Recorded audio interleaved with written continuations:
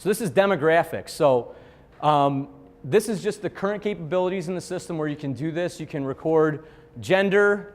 We're going to skip preferred language. You can pull in race. You can do ethnicity, and you can do date of birth. So you can record all of those things right now. The only thing that we don't have a spot for is preferred language. So where you're going to be able to put in preferred language, where we're actually going to be pulling that information for the report, is going to be in Other Data tab. So are you guys familiar with Other Data? Data? Not, okay, I'll show you on the next screen here.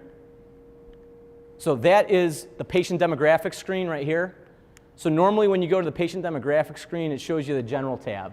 And that shows you the patient's demographic information.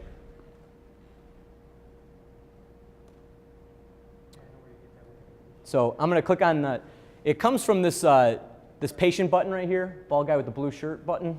So here's my other data for Walter Payton. I don't know if you guys can tell by my accent, but Phoenix got another guy from Chicago today, which is all you guys need, because there's so many of us.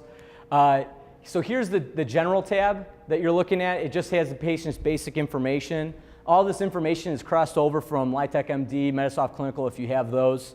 The other things that you probably don't have because they aren't configured to default is race and ethnicity. So you can put those on there by using demographic settings, and I'll show you that here in a second. One of the things that is going to be added to the race dropdown is going to be an option for declined. Now you can do that now, you can set that up, or you can wait to be upgraded. If you upgrade, that automatically shows up in there, and you automatically get the race and ethnicity fields.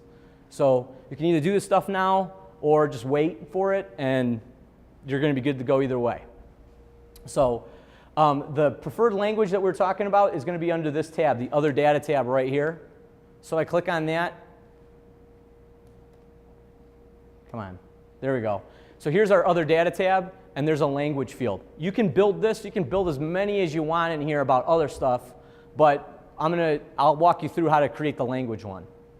So you can build this right now. You can put that stuff in there, and when you upgrade to 9.5, it won't overwrite it if it matches this exactly. So you got to make sure that you're fitting the criteria exactly, or that's going to be all for naught. So just remember that. What version do you have up there? I have 9.4 Practice Partner, so this is the latest and greatest version that we have on the market. By the way, so getting back to language here. So language, there's not a drop down for this, so that's kind of a drag. It doesn't matter what language you put in here. So if you put in English, if you put an ENG in here, whichever, that's going to be okay. They're just looking for information in that field. So just know that you can have that language in there. You can't have it default, so that's another bummer.